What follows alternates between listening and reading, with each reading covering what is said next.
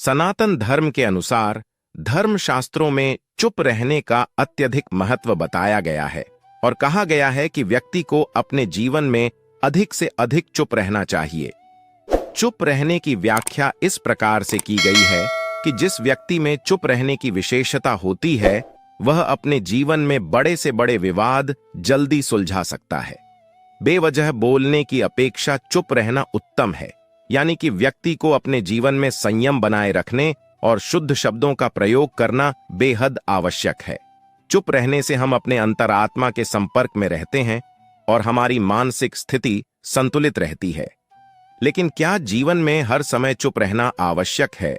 क्या केवल चुप रहना ही समस्या का समाधान है? इस विषय में भगवान श्री कृष्ण जी ने भगवद गीता में बड़े ही विस्तार से चुप रहने की ताकत को बताया है और आज हम इस विषय चर्चा करेंगे कि जीवन में व्यक्ति को कहां चुप रहना चाहिए और कहां आवाज उठाना चाहिए। सभी मित्रों को जय श्री कृष्णा, राधे राधे। आप सभी प्रिय दर्शकों का स्वागत है हमारे YouTube चैनल पे। यदि आप जीवन में कुछ नया सीखने की चाहत रखते हैं तो आप सही जगह आए हैं। भगवद गीता में आत्मा, परमात्मा, भक्ति, कर्म, जीवन आदि का वृहद रूप से वर्णन किया गया है। गीता हमें यह सिखाती है कि व्यक्ति को अपने जीवन में कहां चुप रहना चाहिए और कहां बोलना चाहिए। श्रीमद् भगवद गीता के प्रथम एवं द्वितीय अध्याय के अनुसार भगवद गीता के प्रथम अर्जुन विषाद योग एवं द्वितीय सांख्य योग अध्याय में भगवान श्री कृष्ण ने चुप रहने की एवं प्रतिकार की परिस्थितियों का वर्णन किया है। यानी कि भगवान श्री कृष्ण ने बताया है कि हमें किस परिस्थिति में बोलना है, इस परिस्थिति में हमें चुप रहना है। यह ज्ञान भगवान श्री कृष्ण ने उस समय दिया था जब युद्ध भूमि में खड़ा अर्जुन अपने सगे संबंधियों का खून बहाने से मना कर दिया था।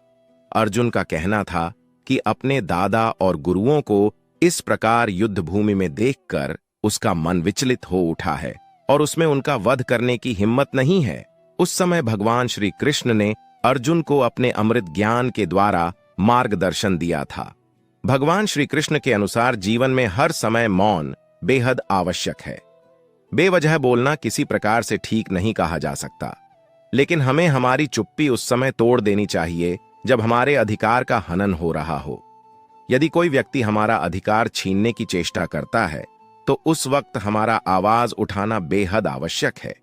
यदि बात हमारे हक की हो और हमारे साथ अन्याय होता प्रतीत हो तो उस समय मौन ठीक नहीं कहा जा सकता।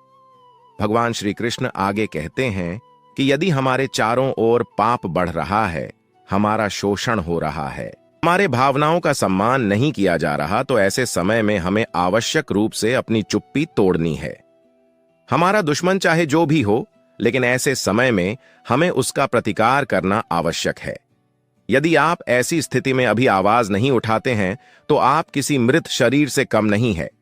गीता ध्यान के अनुसार जब बात हमारे सम्मान की हो, हमारे आत्मसम्मान की हो और हमारा पक्ष सत्य है, तो ऐसी स्थिति में दुष्ट का प्रतिकार करने में कोई समस्या नहीं है। जब हमारे परिवारजनों पर किसी प्रकार का संकट छाया हुआ हो लेकिन हम फिर भी चुप हैं तो शायद हम डरपोक हैं।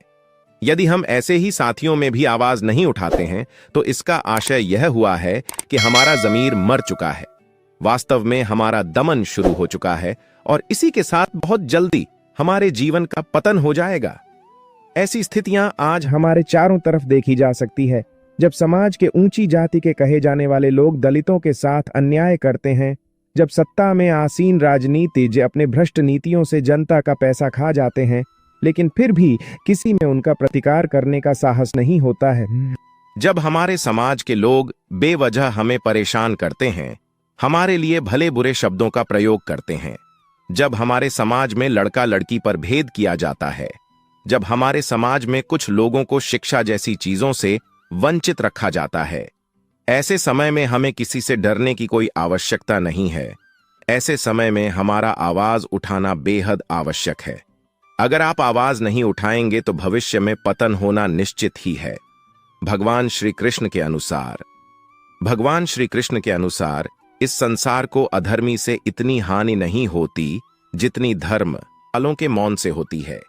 यानी यदि आपको पता है कि सत्य क्या है लेकिन फिर भी आप चुप हैं तो अन्याय करने वाला दोषी नहीं है, आप स्वयं दोषी हैं।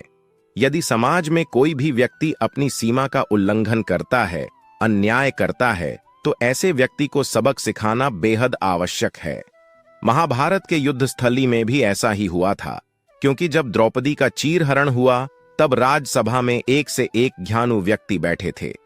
उस समय दरबार में पितामह भीष्म, द्रोणाचार्य, कृपाचार्य, अंगराज कर्ण समेत शक्तिशाली और धर्म जानने वाले थे, लेकिन किसी ने भी दुष्ट दुर्योधन को रोकने का प्रयास नहीं किया। दुर्योधन तो दुष्ट था, पापी था, अपने मामा शकुनी की बातों से प्रभावित था, इसलिए उसे चीरहरण अपराध प्रतीत नहीं हुआ। लेकिन यदि उस समय राज्यसभा में आसीन ज्ञानी अपनी चुप्पी तोड़ते और दुर्योधन का प्रतिकार करते तो शायद महाभारत जैसा विकराल युद्ध नहीं होता जिसने पूरी मानवता को संकट में डाल दिया था। इसीलिए प्रत्येक मानव के लिए यह आवश्यक है कि उसे अपने साथ हो रहे न्याय और अन्याय का संपूर्ण ज्ञान हो। व्यक्ति को यह पता होना चाहिए कि किस समय मेरा शोषण किया जा रहा है और मुझे इसका सामना करने की आवश्यकता है। यदि ऐसा नहीं किया जा सकता तो ऐसा व्यक्ति अपने जीवन में कभी सफल नहीं हो सकता। इस संवाद से हम सब यह सीख पाए हैं कि मनुष्य को अपने जीवन में संयम बनाए रखना चाहिए और बोलते समय सही शब्दों का प्रयोग करना चाहिए। जहां जरूर हो वहां अवश्य बोलना चाहिए और जहां जरूरत न हो वहां चुप रहना ही बेहतर है। वीडियो को देखने के लिए धन्यवाद।